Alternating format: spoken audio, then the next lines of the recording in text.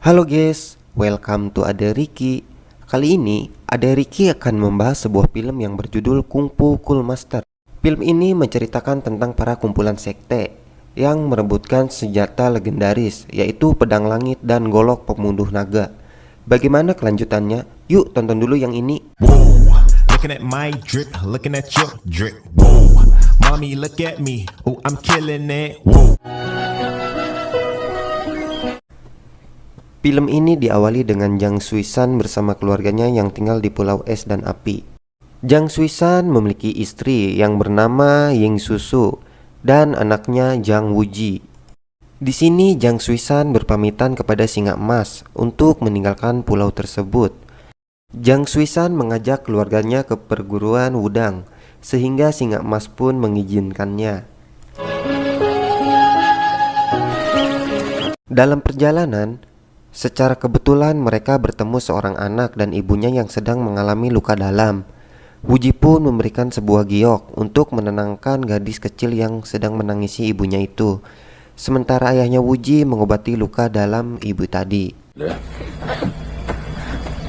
Dan ternyata wanita yang luka itu adalah seorang mata-mata.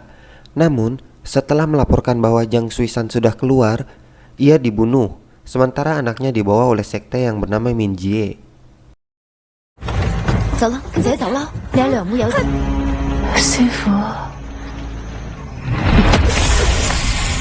Singkat cerita, setelah sampai di perguruan Wudang, mereka didatangi beberapa kelompok yang menamakan dirinya aliran kebenaran. Tujuan mereka adalah menangkap Jiang Xuesan untuk mengorek keterangannya di mana Singa Emas berada. Tujuan lainnya adalah untuk mendapat golok pembunuh naga. Saat itu, guru besar Wudang mencoba menengahi, namun mereka tetap akan melawan jika guru besar Wudang tidak menyerahkan Jiang Xuesan. Sementara itu, Susu diserang oleh dua pendekar tapak beracun. Dalam duel itu, Ibu Wuji terkena pukulan tapak beracun. Mendengar itu, guru besar Wudang datang dan langsung melumpuhkan salah satu dari pendekar tapak beracun itu tadi.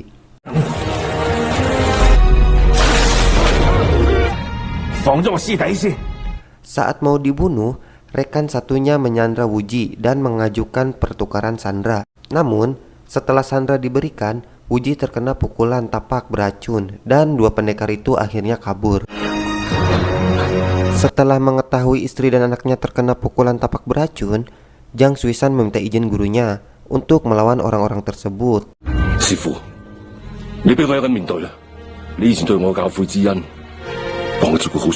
Namun, pada akhirnya Jiang Xuesan harus tewas, terkena pedang langit milik Min Jie.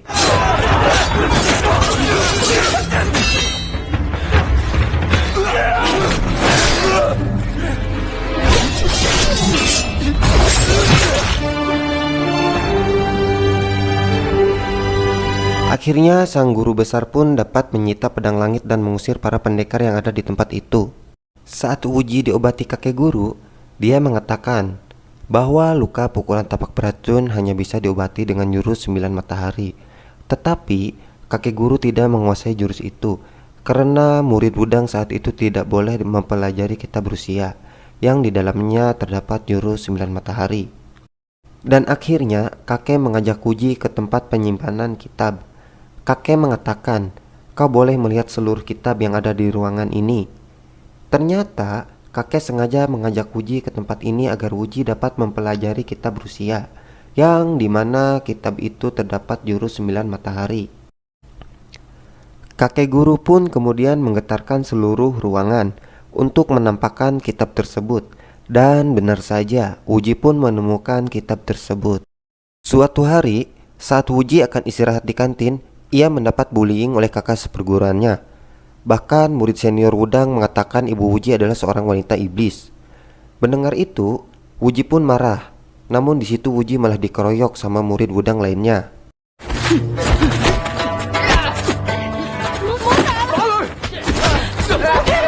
Tak terima terus ditindas, akhirnya Wuji melawan dengan menggunakan jurus dari Singa Emas.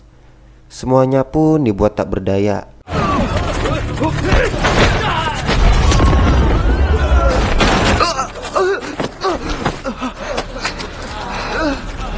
Setelah kejadian itu, Wuji pun membawa ibunya pulang kembali ke Pulau Minghu. Namun dalam perjalanan, ibu Wuji pun meninggal.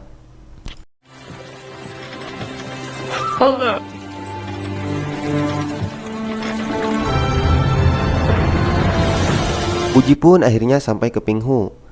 Di bawah petunjuk Raja Singa Emas yang mempelajari kitab Lujia, luka pukulan tapak beracun pun akhirnya sembuh. 16 tahun Wuji terus berlatih. Kini jurus 9 matahari sudah sempurna.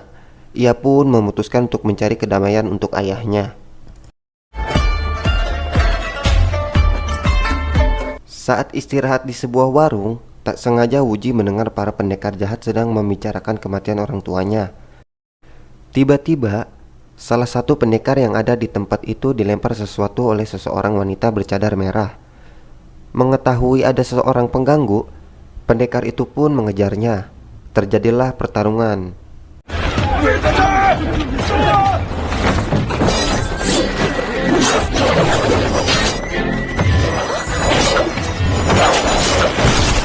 Untung wanita bercadar merah itu diselamatkan oleh Wuji.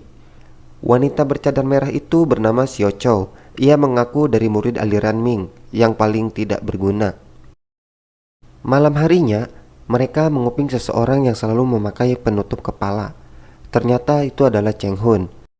Cheng Hun mengatakan bahwa ia telah mengadu domba antara sekte 6 besar dengan sekte Ming. Namun sayang, pengintaian Wuji pun diketahui oleh Cheng Hun dan terjadilah pertarungan.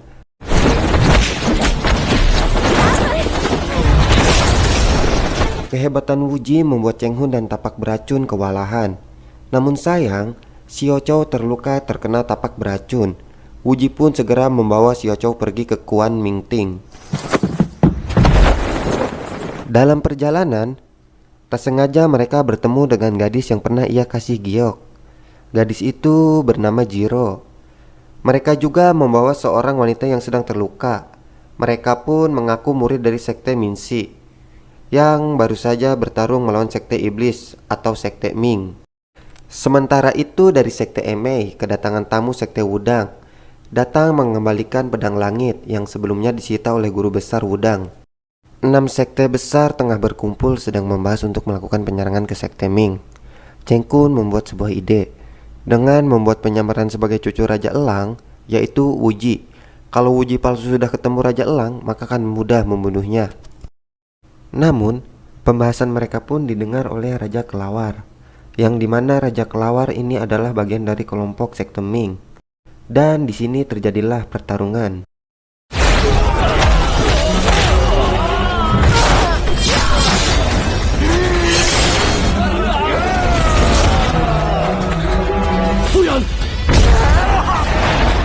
Saat Jiro sampai pada tempat itu, ia disandra oleh Raja Kelawar. Wuji yang sedang lewat pun datang menyelamatkannya. Aksi heroik Wuji ini pun membuat para pendekar yang sedang berkumpul di situ mencurigainya. Jangan-jangan Wuji bagian kelompok dari sekte Ming. Namun Wuji cepat-cepat pergi karena Xiao Chou keadaannya semakin parah. Xin pun berpindah ke Raja Kekelawar yang sudah berada di sekte Ming. Ia mengatakan kepada Raja Elang tentang tipu muslihat 6 sekte yang akan membuat penyamaran cucu palsu Raja Elang. Kalau ada yang datang mengaku sebagai cucunya, lebih baik langsung dibunuh saja karena itu adalah cucu palsu. Tak selang beberapa lama, Wuji dan Xiao Chou pun datang. Namun karena ada info palsu, Raja Elang pun langsung menyerang Wuji. Untung saja Xiao Chou membawa Wuji ke dalam lorong rahasia yang ada di sekte Ming.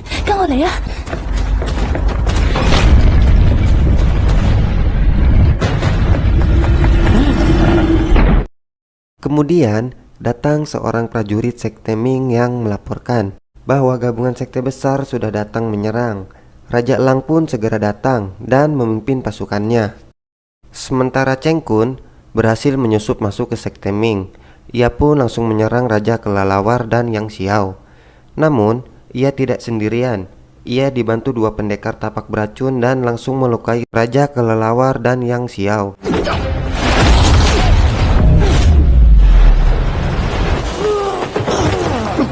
Sementara Wuji yang ada di lorong tempat rahasia menemukan tengkorak manusia yang sudah lama mati di situ. Ternyata itu adalah ketua sekte Ming yang ke-33. Ia meninggalkan sebuah tulisan yang bertuliskan, dia bersumpah akan melawan kerajaan yang kejam dan mengambil kembali api suci. Aku tak berguna, memiliki istri yang tak bermoral. Cheng Kun adalah kekasih gelap istriku. Kata-kata yang tertulis dalam surat itu. Dia juga menuliskan cara untuk keluar dari tempat ini. Setelah menemukan petunjuk itu, Wuji pun mempraktekkan jurus menggeser alam semesta.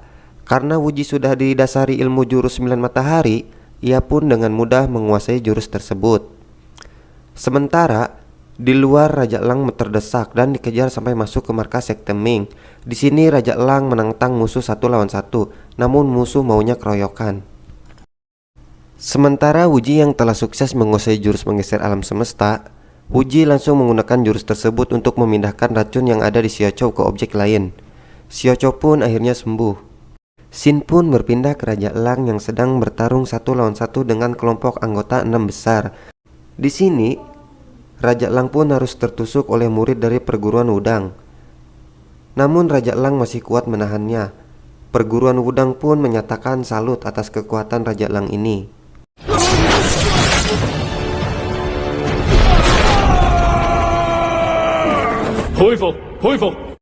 Namun seorang biksu menyarankan Raja Elang bunuh diri saja, karena cepat atau lambat sekte Ming akan kalah. Saat itulah Wuji muncul dan menyampaikan kebenaran bahwa ada yang mengadu domba antara mereka untuk menghancurkan sekte Ming, yaitu Cheng Kun. Di sini Wuji pun langsung mengobati Raja Kelelawar dan Yang Xiao. Ia memindahkan racun kepada salah satu musuh yang gak mau diam. Salah satu murid dari Solin akhirnya maju menantang Wuji karena tidak terima karena dianggap mata-mata oleh Wuji. Pertarungan pun terjadi antara Wuji dan pendekar cakar naga.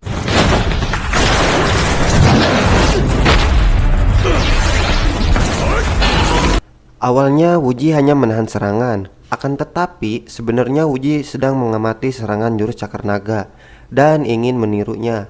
Dan akhirnya pendekar cakar naga pun kalah. Giliran ketua sekte Emei maju melawan Wuji. Wuji tahu bahwa ketua Emei adalah pembunuh ayahnya. Namun pada hari itu Wuji belum ingin balas dendam. Dengan menggunakan tubuh Jiro, Wuji menangkis bahkan merampas pedang langit ketua Emei.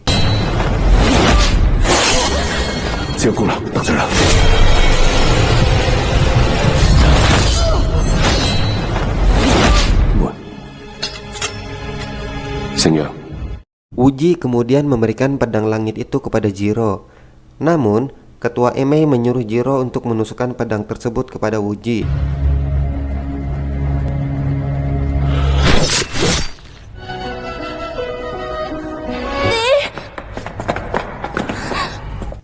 Setelah melihat Wuji terluka, akhirnya mereka pun semua pergi. Perwakilan dari perguruan Wudang kaget. Ternyata itu adalah sang Wuji. Sebulan kemudian, Wuji yang sudah sembuh diangkat menjadi ketua sekte Ming. Ia diangkat menjadi ketua sekte Ming yang ke-34. Bersamaan itu, datang seorang melaporkan kepada Wuji bahwa pendekar Wudang terluka parah dan lumpuh. Wuji pun langsung meluncur ke TKP. Ia pun mendapatkan info bahwa pendekar Wudang lainnya ditangkap dan terkena racun. Mereka diserang oleh seorang pendekar yang bernama Amao dan Akao, di mana dua pendekar ini adalah anak buah Zhao Min, wanita yang mengaku dari kerajaan. Lewat informasi Xiao Chou, Wuji menuju ke tempat kediaman Liu Liu, di mana tempat ini pernah disinggahi Zhao Min. Namun sampai di sana, Raja Kelelawar terlalu ceroboh yang mengakibatkan mereka terkena racun. Wuji pun akhirnya berbagi tugas dengan Xiao Chou. Wuji akan meminta penawar racun tersebut, sementara Xiao Chou disuruh menjaga yang lainnya. Sesampainya di tempat Zhao Min, Wuji langsung meminta obat penawar racun itu, namun Zhao Min enggan mau memberinya. Sementara itu, Xiao Chou didatangi oleh sekte ketua Emei dan anak buahnya. Untuk mengulur waktu, Xiao Chou bersedia menahan 3 serangan ketua Emei. Serangan pertama ia terluka, namun tidak terlalu parah.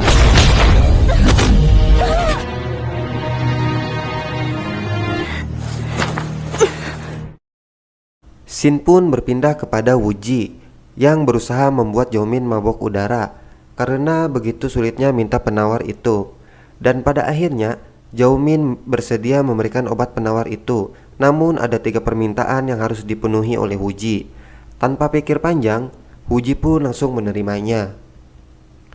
Kembali kepada Xiao Chow, ia mendapat pukulan kedua. Kali ini lukanya cukup parah, namun ia mencoba bangkit lagi. Di pukulan ketiga, Ketua Emei mengeluarkan seluruh kekuatannya. Namun Wuji datang yang membuat Ketua Emei terpental jauh.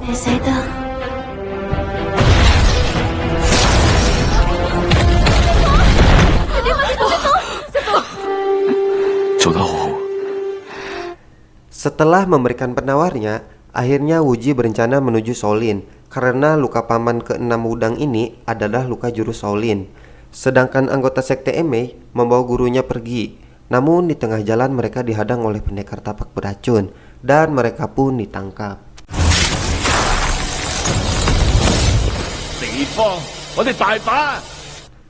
Wuji yang sudah sampai di kuil Shaolin pun terkaget-kaget karena murid-murid Shaolin lainnya sudah terkapar di tempat itu.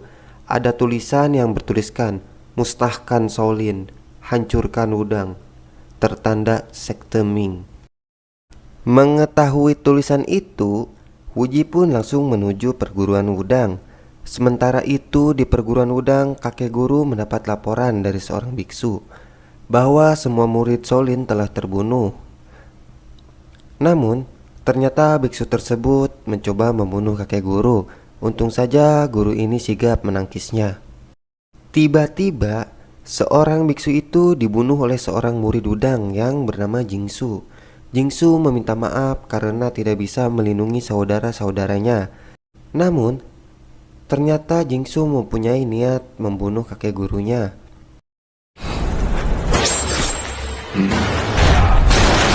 Namun kakek guru tidak mudah dibunuh begitu saja. Jingsu pun mengatakan bahwa kerajaan akan memberinya jabatan jenderal besar jika ia mampu membunuh kakek guru. Bersamaan dengan itu, prajurit kerajaan pun datang bersama dengan Nona Jaumin. Di sini Nona Jaumin menawarkan kakek guru tersebut agar bergabung dengan kerajaan dan diberikan jabatan pejabat senior. Akan tetapi kakek guru menolaknya dan menyuruhnya pergi. Jaumin bersedia pergi asalkan kakek guru dapat mengalahkan Amao dan Akao. Dan saat itulah Wuji muncul. Di sini Wuji bersedia menggantikan kakek guru untuk mengalahkan Amao dan Akao. Akan tetapi Jaumin mengingatkan kepada Wuji bahwa ia mempunyai 3 permintaan yang harus dipenuhi. Permintaan pertama, di mana selama bertarung Wuji dilarang menggunakan jurus yang pernah ia pelajari. Wuji pun meminta kakek gurunya untuk mengajarkan jurus Tai Chi. Alhasil, Wuji pun dengan cepat menguasai jurus yang diperlihatkan kakek gurunya.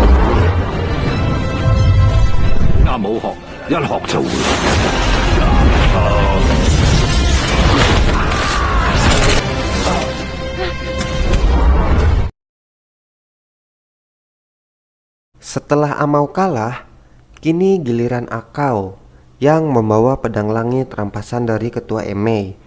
Namun, kali ini Wuji melawannya dengan golok pembunuh naga. Pertarungan sengit pun terjadi.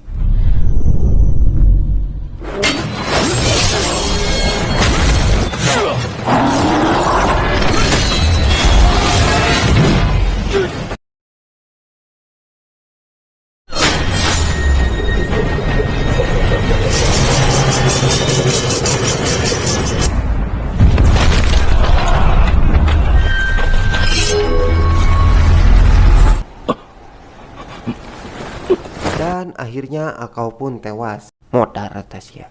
Dan tiba-tiba datang seorang pendekar bertopeng, mengambil pedang langit dan membawa pergi Nona Jaumin.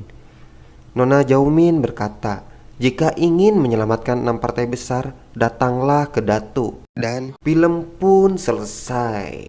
Bagaimana perjalanan Wuji untuk menyelamatkan 6 sekte besar? Saksikan di video selanjutnya.